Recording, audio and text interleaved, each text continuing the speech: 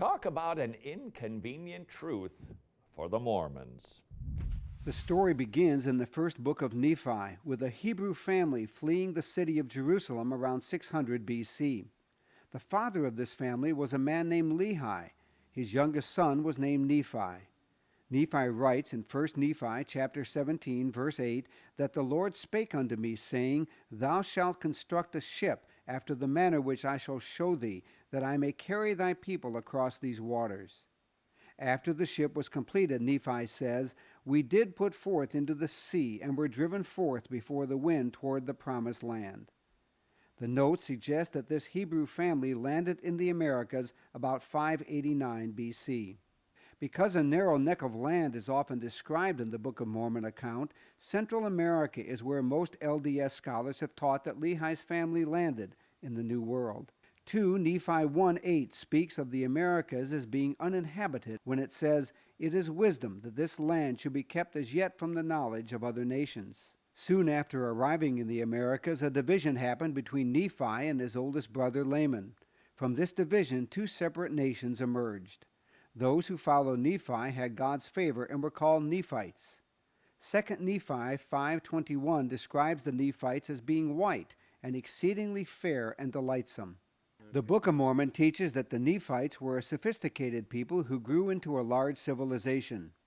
Helaman 3:8 describes how the Nephites populated the American continents when it says they began to cover the face of the whole earth, from sea south to the sea north, from the sea west to the sea east. Mormon 1:7 says of the growing Nephites, the whole face of the land had become covered with buildings, and the people were as numerous almost as it were the sands of the sea. The other nation grew from the people who followed Nephi's rebellious older brother Laman. They were now called Lamanites.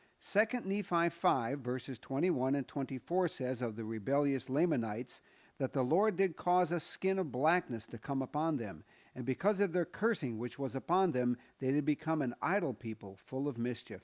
The Book of Mormon at times describes the Lamanites as being even more numerous than Nephites, but far more primitive. 3 Nephi chapter 11 describes the Book of Mormon's crowning event when Jesus Christ appears in the sky when he visited the Americas around 33 AD. Jesus brought 200 years of peace between the Nephites and Lamanites. Then war broke out again as the Lamanites grew in strength and began to annihilate the Nephite race.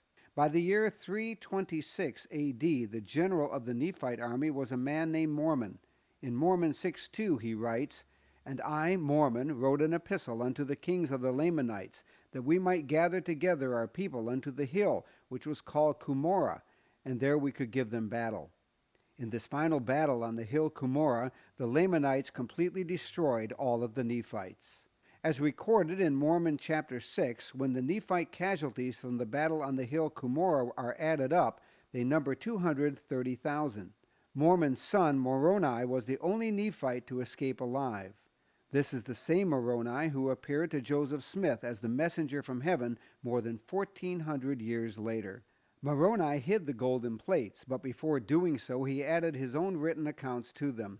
In Mormon chapter 8, verses 2 through 9, Moroni writes that after the great and tremendous battle at Cumorah, behold, the Nephites who had escaped into the country southward were hunted by the Lamanites until they were all destroyed. And my father also was killed by them, and I even remain alone to write the sad tale of the destruction of my people. Therefore, the Book of Mormon ends with the Lamanites being the sole surviving race of people living in the Americas. This is why the title page in the Book of Mormon declares that it is specifically written to the Lamanites, who are a remnant of the house of Israel. And also why the introduction page in the Book of Mormon concludes that, after thousands of years, all were destroyed except the Lamanites, and they are the principal ancestors of the American Indians. And that is where the rub begins to chafe on this story. With the Book of Mormon, we don't have a single, not one source from ancient America outside of the Book of Mormon validating a single place, a single person, a single event in both the Book of Mormon and external evidence from ancient America. We don't have any of that. So the problems that DNA poses for the Book of Mormon, in a sense, exemplify the difficulties that we already have in archaeology. There's never been any evidence that would show us that there was an Israelite migration to the New World, not in genetics or, for that matter, in any other source, historical, archaeological, or linguistic. Uh-oh, that's inconvenient. Son. Yeah, anyways, off to the races. What are we doing first? Okay, drive-by theology. You will learn bibliology, theology, eschatology, pneumatology, every theology that you ever wanted to learn. How to systematize the Bible so that all your theology fits into place, nice and neat and tidy. How many lectures? 48. 48.